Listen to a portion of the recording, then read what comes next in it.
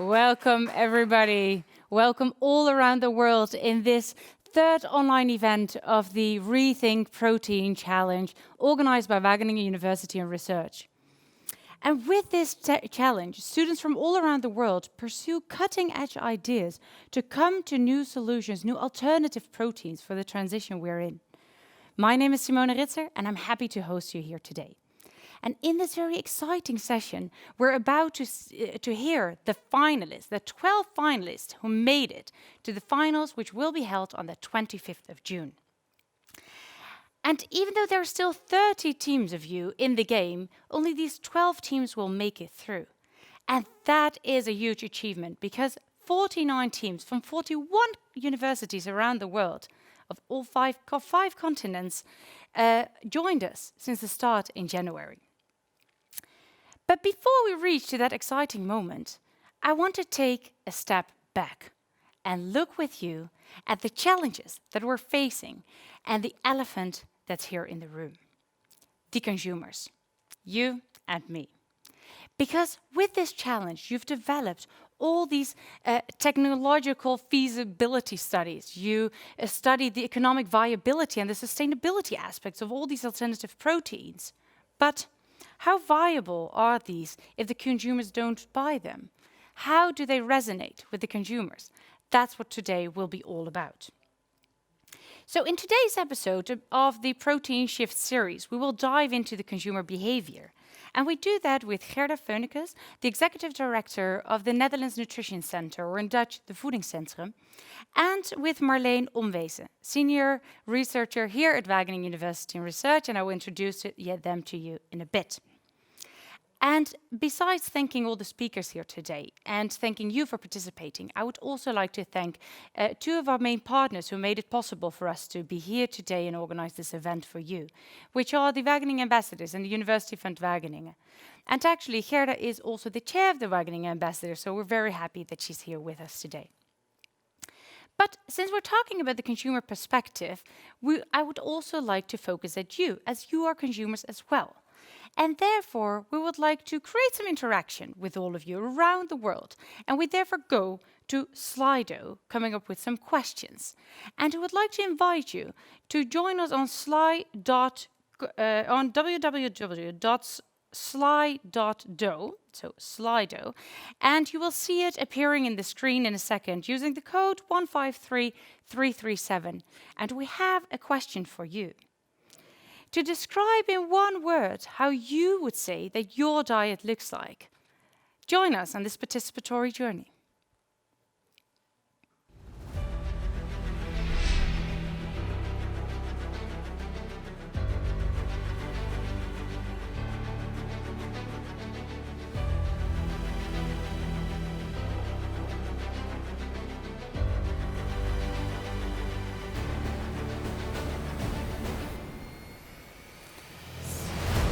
I already see some words coming up in the screen. Vegetarian, vegan.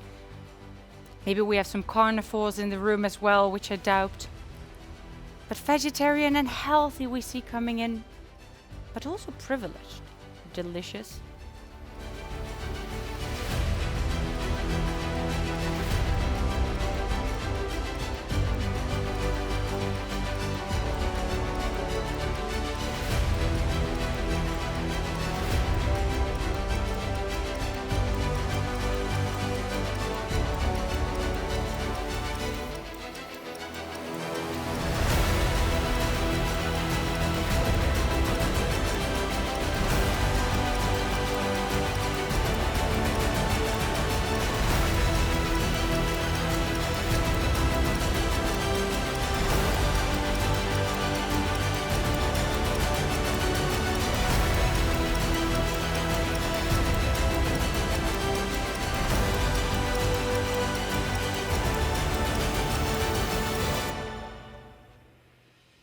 So as you can see, some of you describe themselves as a balanced eater or a privileged eater, but most of you are a flexitarian, vegan, or maybe even vegetarian. So thanks for showing us that. Then the second question that we have for you are, what things are important to you when you make your food choices? Please let us know again by filling it in the Slido.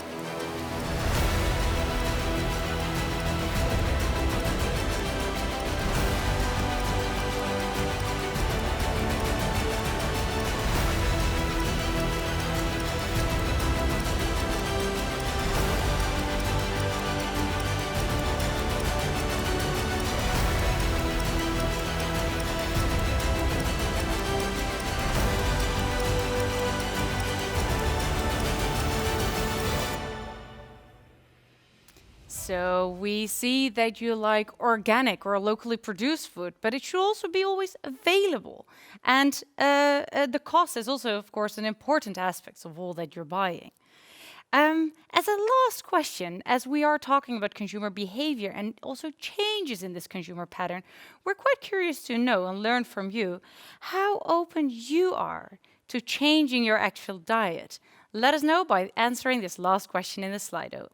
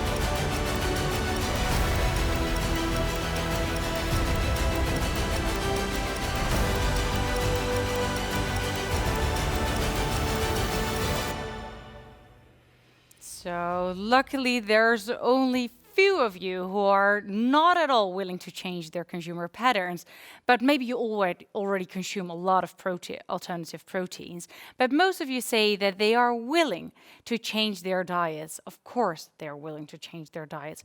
But today will be about consumer behavior and actual change in consumer behavior, and that appears to be very difficult. And I thank you for thinking along on this. And I would like to now introduce our experts with which we will talk about these changes in consumer patterns. I will introduce them to you a bit, but as we said before, in this Protein Shift series, we will talk about these great challenges with experts from both our partner organizations as well as from Wageningen University and Research, and I'm happy to introduce them to you in a bit. Let's go. Protein transition, you have really a shift from a more animal-based diet into a more plant-based diet. That's a difficult question because I'm not really sure if we can really distinguish a a protein transition or an energy transition. As a consumer, the protein transition is something you can directly have influence on. So welcome back here with our guest in the room. And in the first episode of this series, we already started with giving a more global image of what this whole protein transition is about. In the second episode, we discussed the more technical aspects of this protein transition and discovered all the challenges and opportunities that we're seeing. And as I said plenty of times before, today in this third episode, we're talking about consumer behavior and changes in habits. And I'm going to do that today with Gerda Funnikes, Executive Director of the Netherlands Nutrition Center, or in Dutch, het Voedingscentrum. And with Marleen Onwezen. She's a senior researcher and expertise leader on consumer behavior here at Wageningen University and Research, both working for the Economic Research Institute as well as on food and bio-based research. So welcome, both of you. Thank you. In the room. Thanks, great to be here. And I'm actually curious, I already introduced you by just saying your names and your positions, but maybe to give the viewers here a bit of insight what you're working on. I'm very curious if you can introduce just a short project or something interesting you're working on at the moment that you would like to share with us. Gerda. Maybe it's nice to talk about the international work that we do as the Netherlands Nutrition Center. We work with 17 other nutrition centers in Europe on improving on dietary guidelines. In the Netherlands, we advise the public on how to eat healthy and sustainable. And others do that in the same way, but actually all those guidelines started from health, and gradually everyone is introducing more and more sustainability. And in that we're working together. Okay, well, a lot of collaboration worldwide. Well, hopefully all the students around the world are also collaborating in these different teams, using their expertise. And Marleen, the same question to you. What is something interesting that you're currently working on? Yes, as a psychologist, I'm working on many different projects on understanding why consumers act the way they do and trying to find ways to support healthy and sustainable choice. And the most relevant project here is a large project with the Ministry of Agriculture on the acceptance of alternative proteins. And we did many different things in collaborations, but for example, we changed the menu in a restaurant, and in that way we could really support individuals to choose for beans wraps and seaweed wraps instead of chicken wraps. And we did another experiment in which we changed the positioning of seaweed in a supermarket, which really increased the acceptance. And at this point, we are working with a zoo, and we are trying to make it more difficult for individuals to ignore their personal values regarding animal welfare, and therefore support the plant-based choice. Oh, wow. So a lot of real experiments taking place and not just researching in the laboratory or just developing new ideas, but really testing it in real life. Yes. Well, thank you. Welcome to both of you, and also welcome to all our guests that we have here switching on the screen so you can see who's joining us here from around the world. So welcome to all of you as well. So maybe you can wave to say hi to everybody. That's great to be seeing you, all of you here. So in this series, we're discussing all these trends and developments. We continue to see you, so it's great. So we're discussing all these trends and challenges taking place around the world in this protein transition. And obviously, consumers play a large role in that as well, because they are the ones making that decision in the end to eat or buy it or not. And in that discussion to enter that discussion, actually, we also asked some of our experts from that we've seen in the previous episodes, and we posted them a statement on which we will go into a discussion, which is, if we focus on motivating consumers, the rest of the supply chain will follow automatically. So let's see what our experts thought of that.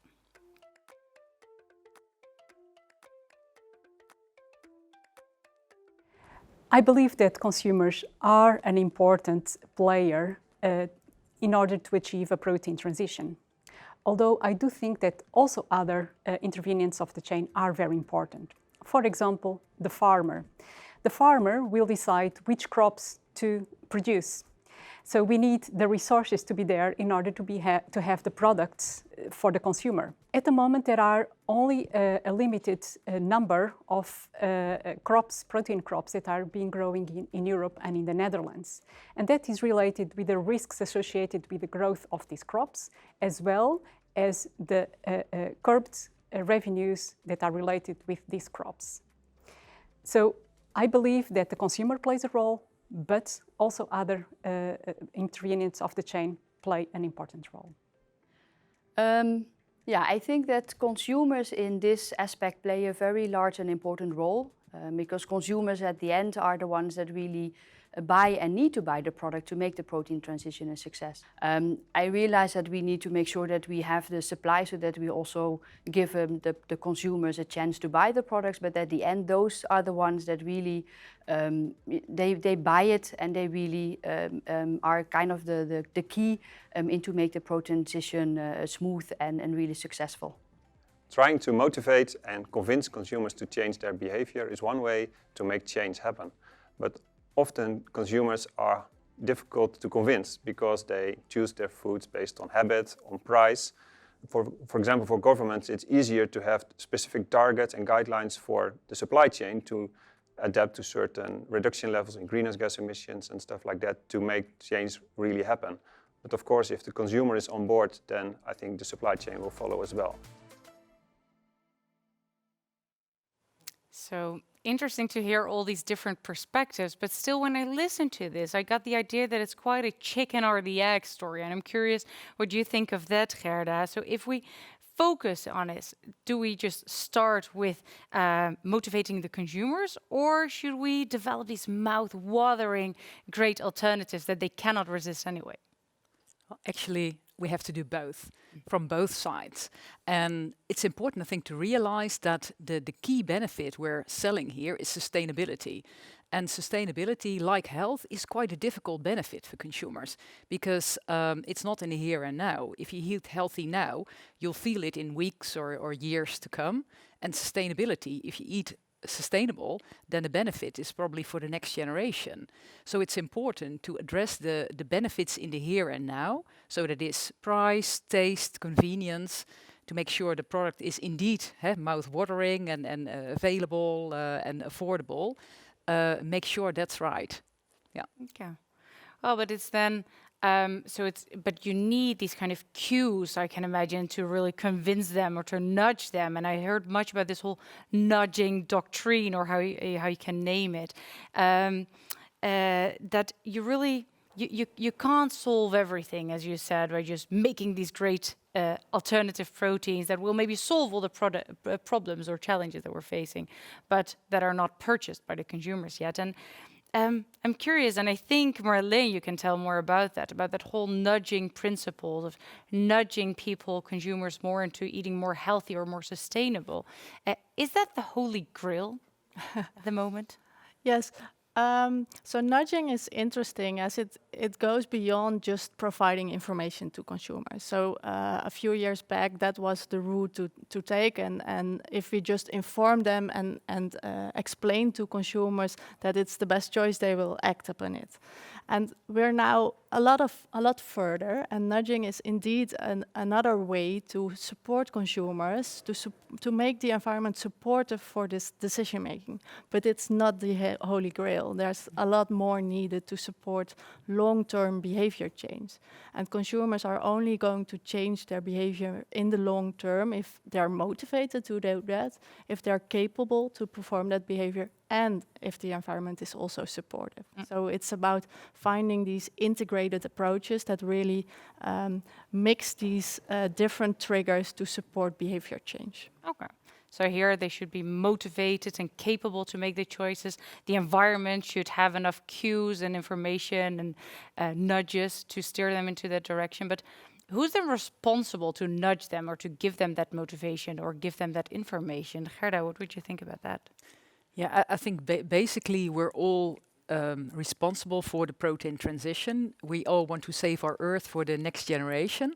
But I do see a role for governments, local and central governments, to give it an extra push. Because if we leave it just to the market, we'll have smaller initiatives.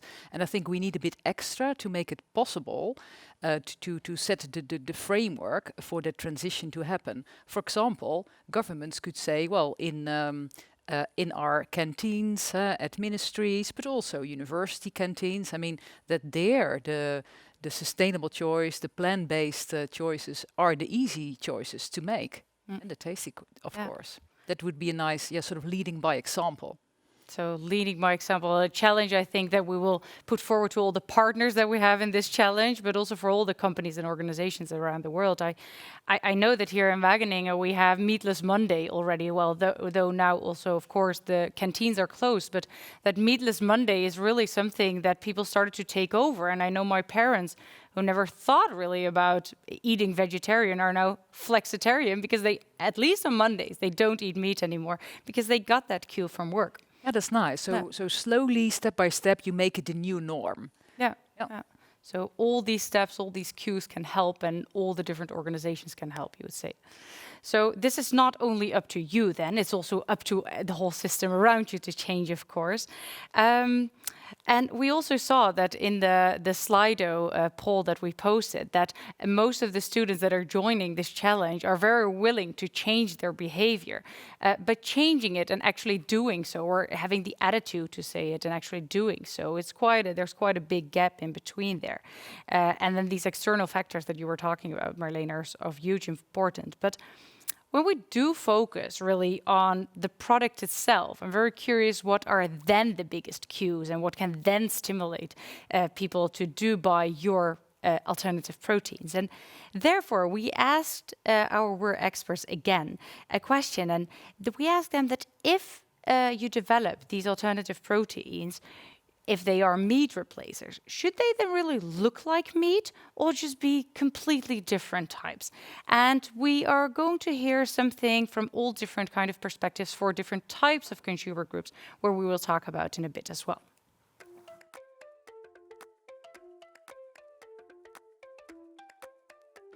I partly agree with this statement. I think that we do not really need to mimic meat for everyone, but that we really have to look at the different consumer groups. If you talk about vegetarians and flexitarians, and there's often also a reason why they do not eat any meat. So for those consumers, I think it's more important that we make something that is tasty and nice, not necessarily really replacing or mimicking meat. If you look at the group that really eats meat because they want to eat meat, then indeed it's more important that we replace something that resembles meat a lot more in terms of texture and flavor. So I don't think that we have one product that really replaces and fits all, but that we really have to make a range of different products for different consumer groups and really what they really need and what they like. On a traditional Dutch plate, you have potatoes, vegetables and meat. And in this case, I think for consumers, it's often nice that the meat replacer resembles the product it replaces. But I think for the supply chain, there's a big challenge to motivate and inspire people to combine foods in dishes so that they don't even miss meat. So I think the meat replacers should be a product on its own. So many of you students came up with very innovative ideas, and luckily, as was said in the movie, that it's not just one idea that's going to change everything. We need all these different ideas, all these different kinds of products. So luckily, well, and hopefully at least 12 of you will go to develop these ideas that we will find in the shelves of one day in time. But I'm very curious, as I introduced already, that if we really look at the qualities of these products that we will see hopefully in the shelves one day, are there any key characteristics that you can name, Marlene, that these products should really live up to? Yes, as already mentioned, it is very difficult. If it was that easy, we would already solve the problem. So it is difficult to find these keys and to position your product in the way that it provides the attention and that people really buy your product. But there are some generic rules that are really helpful. So for example, already stated, it's very helpful to understand who is your target group. And some individuals are really looking for meat replacers, and they really look for products that are lookalikes, and that they can really just switch in the products and dishes they know. But other people are stopped eating meat because they don't like meat. So they're not looking for meat replacers, they're looking for alternatives to make a whole diet. And it's also about finding context in which people might be more open to try novel products. For example, restaurants or at parties, people might be more open to try novel products. So it's about understanding your target group and understanding context, which might result in better placement of your products. And it's also, so a second generic finding across many different studies is that it's not only about finding these cognitive knowledge and just positioning your product as better in health or the environment. People buy products because they want to have a tasty product and a product they think makes them feel good and which is tasty.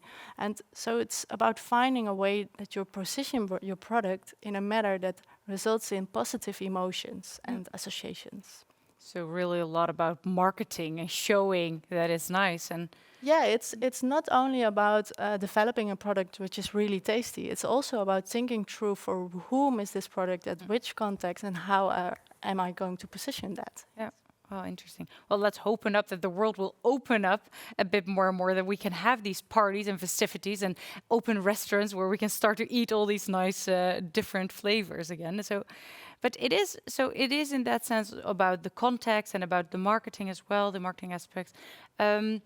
The students are already quite far in developing their alternative proteins. And for the teams that are evolving now within this process, do you have any tips that they can take into consideration, really hands-on, when they continue to sharpen their proposals? Yes, for example, so two things are very important. I think the consumer acceptance and the product development are really described now as two different routes, and that's not necessary. You can also develop your product and already including and integrating consumer acceptance in the product development.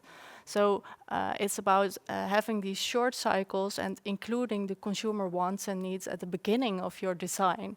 And that can result in different choices. And for example, the most tasty insect product might not be the product consumers will buy, because they, at this stage, more like to have a burger. And because that fits their ideas and they're more familiar to that. So it's about taking them along in the process and learning how consumers will respond to your product. So really approach it as an entrepreneur that's setting up a new company or really developing this new product and taking your consumers Yes, and along. not as two separate lines of process, but as an integrated process in which we already include the consumer. Yeah. Well, nice one. With that whole mindset of being an entrepreneur when developing this, I would recommend to read The Mom Test. It's a book like this thin, and it really describes how you can test with your consumers how they would think about and if they're about to buy your product, or if they just think, well, never mind, I wouldn't even buy it if I wouldn't know that it would be yours. Like your mom would always be happy when you would made a drawing, right? So a recommendation for a good book. And what we also, I want to move a little bit on not just consumer behavior, but so consumers in the Netherlands, we see them, at least their attitude is shifting a bit, but there is still a gap, I believe, between the attitude that consumers have and really the behavior that they're having. For those who are already shifting their diet, Gerda, I'm very curious to hear, is it actually also more healthy to eat all these alternative products that the students are developing? Yeah, it certainly is. Plant-based diet is healthier, a lower risk of heart disease, some cancer. So it's a good move anyway. Although the key benefits is for the planet, for sustainability. In terms of there are different amino acids in the different kind of products, in different plant-based products. However, if you mix them a little bit, you're fine, and the protein quality is good actually. Yeah. One thing that I'd like to add to this is that it's important that, of course, you want to make your product as tasty as possible, but don't fall into the trap of adding a lot of salt, of sugar, because then we're totally going in the wrong direction. So limit the things that a meat-based diet actually brought us, so high in saturated fat, salt and sugar, and make it overall a healthier choice. A good one. And as you pointed out, I believe also in the beginning, that it's not just about being more healthy, but a lot of alternative proteins are also more sustainable for the planet, but not necessarily if they're suddenly, we also see that the burden is suddenly shifted. So I think that's also, I can imagine that's also something to take into account when developing their alternative proteins. But that is looking at the current situation. When we're looking to the future, to round off this conversation, I'm very curious that there are some trends that we already see, but we also see this gap still, as I said, between the actual behavior and the attitude that people are having. So let's not focus on what we imagine or what we think the future will look like, but what we hope the future will look like. And Marleen, to start with you, what is it that you hope the future will look like when it comes to eating behaviors, of course? Yes, what I hope the future will look like is that meat is not the standard choice anymore. So that it's very normal to also use various different sorts of alternative proteins in the diets, in the dishes we use daily, and that the norm is really shifted. So that it's not meat anymore as the status symbol and the regular part of our meat, and that Christmas, that meat is just a big part of the main dish, but that we really shifted our way of thinking, and that it's not the standard choice anymore, but that the norm is really shifted, and that would really accelerate this transition. Nice one. So also a cultural shift, let's say. Is that something just for here in the Netherlands or Western Europe, or something worldwide that you're thinking of?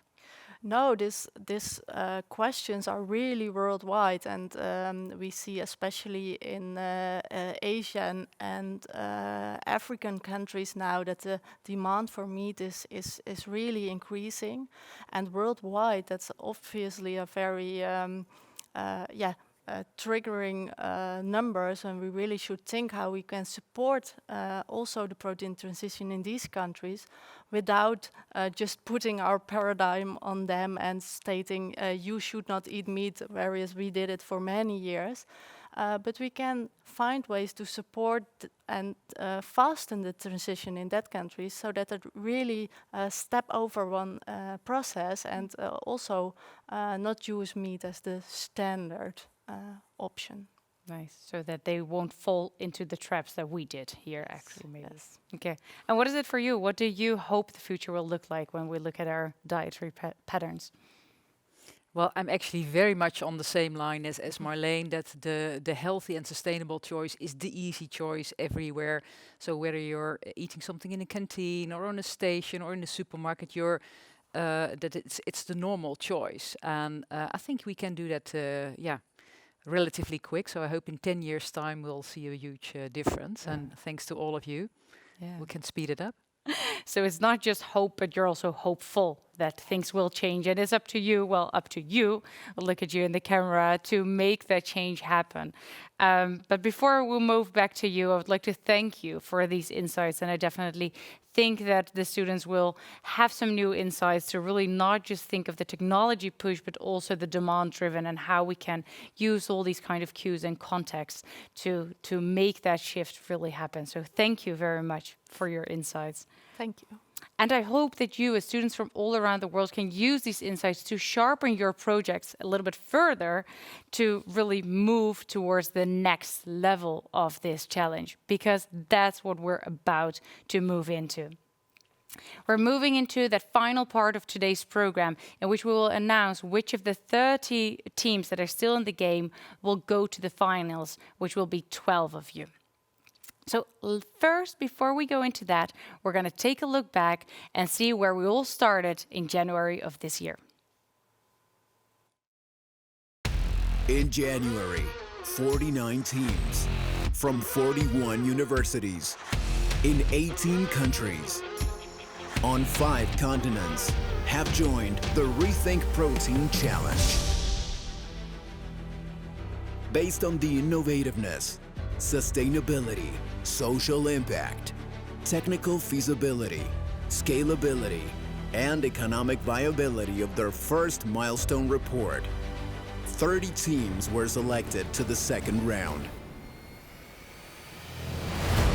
While working on their second milestone entry, the teams consulted over 60 coaches from our partner network of 30 market-leading companies.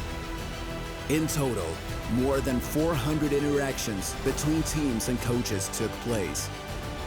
Several training sessions helped them with increasing their visibility on social media, creating a bulletproof business model, and crafting the perfect online pitch. Today, in this studio at Wageningen University and Research Campus, the chair of the selection committee, Wim Hilbrons, will reveal which teams will make it to the final round of the WUR Student Challenge ReThink Protein. Are you ready to hear the verdict?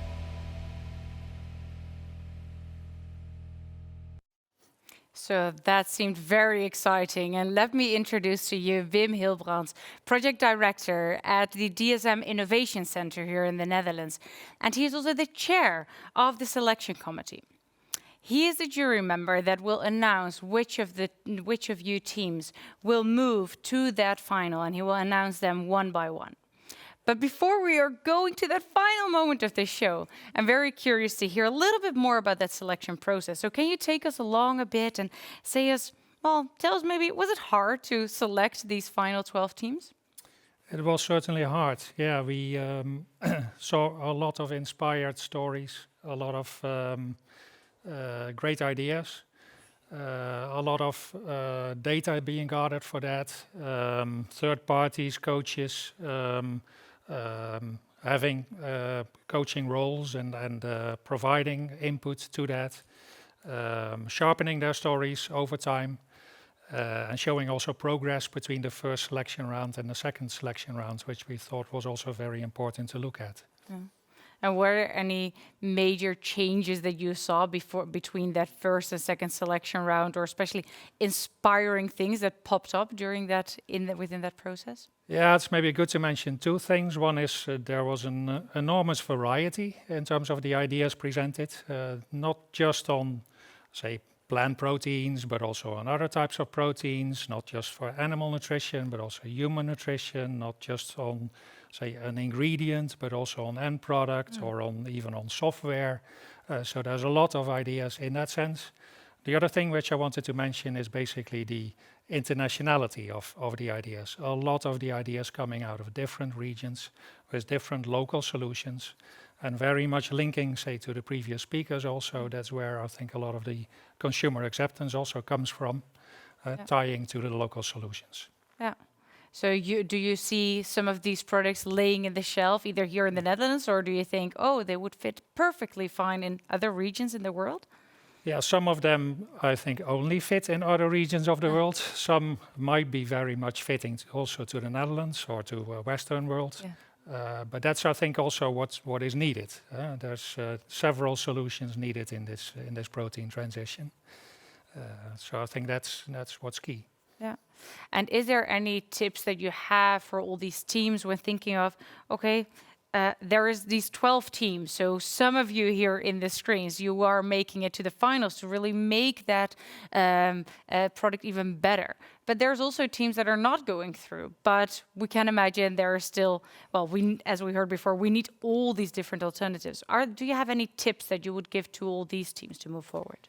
Yeah, the protein transition in general is very important. I think that, looking in general, but also looking, for instance, at my company, at DSM, We think that protein transition is a very important topic, and also the way addressing it in terms of finding new sources, also looking at making animal nutrition more sustainable. That's fitting perfectly to that. And all the teams are in that scope and acting in that scope.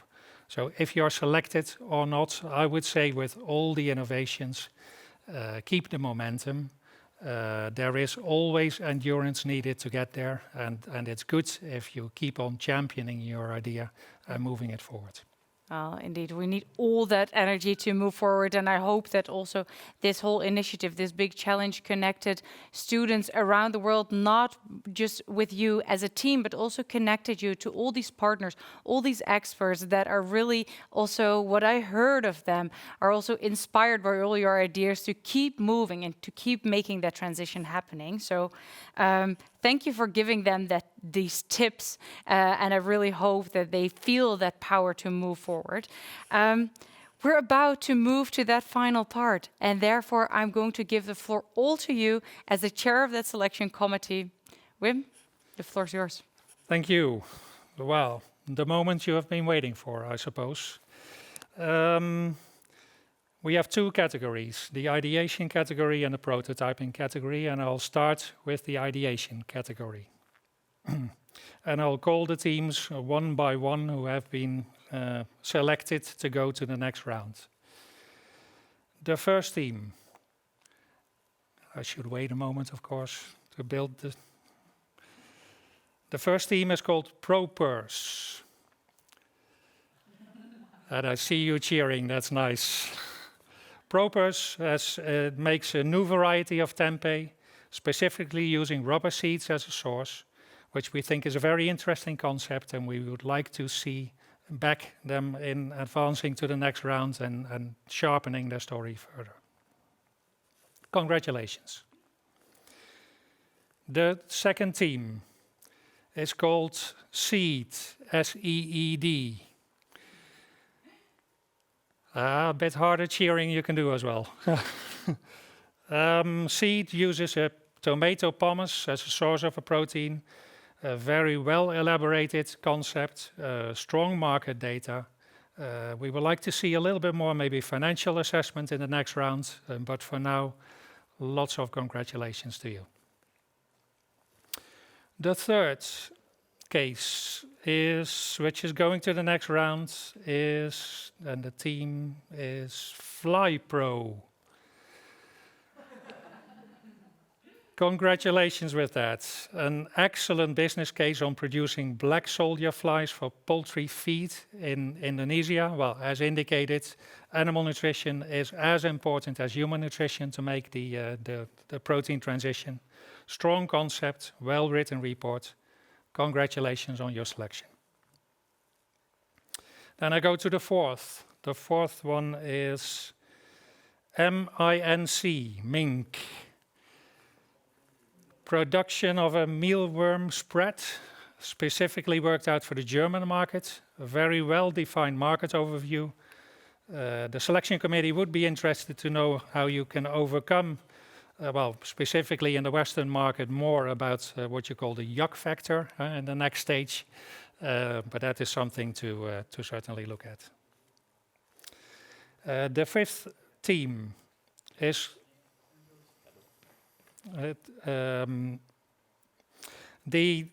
sorry, I first have to go back a little bit to the fourth, the mealworm spread. It's something which specifically, of course, in the German market, in Western markets, so we talked a bit about insect as an issue. Certainly that yuck factor you described already very well in your report. Looking forward to also hearing more about that. Going to the fifth team, ProProtein. Congratulations, ProProtein. I actually have talked with you personally also. Production of a vegan dairy alternative using fermentative protein production. Very nice report with also a very good overview of the opportunity, but also the competition. We are looking forward to the next stage. We especially would like to see further substance on the feasibility of your business model relating to the licensing. But for now, congratulations. And the last team in the ideation category is Algo. Algo cultivates microalgae on what the team calls extreme affluence, a very well worked out proposition, including a product concept, good use of partners and coaches to advance your concept. Lots of congratulations to you. That is the selection of the ideation category. Then I immediately move on to the prototyping category, where ideas should be a little bit more advanced, where prototypes should be part of the storyline. The first one in the prototype category is cultivated. The cultivated has developed a concept using fats from yeast as alternative to milk fats. You could argue it's not a protein, but it enables the production of high quality dairy alternatives and therefore is very relevant to the protein transition. A convincing case with a clear and well-structured report. The second one in the prototyping category is Sahara. Producing cricket powder as protein supplement to foods, very relevant in an African context, strong report, clear demand formulated, very impactful videos also, which we liked a lot as selection committee to look at. We look forward to seeing more specifics on the customer segmentation. In the meantime, lots of congratulations to you. The third one is Blue Chitin.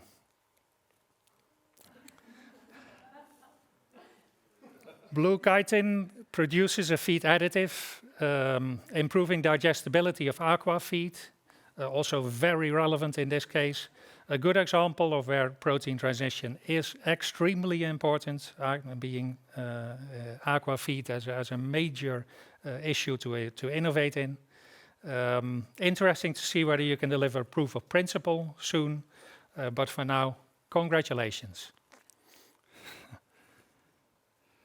The fourth one is called Pamela. Protein-rich flours from Albanian nuts. There you see a very local source, which I didn't know about before. I've shown strong local feasibility for the concept, worked out an interesting prototype with already some business traction. So congratulations on that, and good luck in the next round. Then the fifth one, MLB. MLB is a very original concept of using a waste product, porcine liver, to make children's snack product. Well, here you go with another local concept, and a Chinese concept, which in a Western viewpoint may not look that attractive. But in the Chinese context, we think it's quite interesting. Prototypes should be worked out a bit more, but we've selected MLB also to proceed to the next round. Congratulations. And the last one of the prototyping category is Mushbloom. We liked the concept of growing mushrooms on waste materials, a very original business model with a kit which can be used by consumers. Would be good to see more substantiation on the pricing, but for now, all congratulations go to you for proceeding to the final round. And those are all the selections. All these finalists, thank you so much for introducing them to you, and congratulations to all of you for making it to the finals. It was amazing to see here on the screen, seeing you all now here with all these green screens around you, but you've made it and you did such an amazing job, and it was so great to see here from Wageningen campus, you all cheering that enthusiastically from all around the world, so congratulations on that. That has been super exciting, and I'm very happy for you, for all the finalists, but also for all these teams that participated and did an amazing job in just getting to this point. And as Wim said before, we need all these initiatives to move forward. So for all of you who are going to the finals, but also for all the partners who are joining around the world, join us for the finals on the 25th of June, when we will announce the real winner of this challenge. But for now, again, congratulations to all of you. Let's see again some big cheering around from all of you around the world, and see you all at the finals on the 25th of June. Thank you all for being here in the studio, and thank you all for being there online.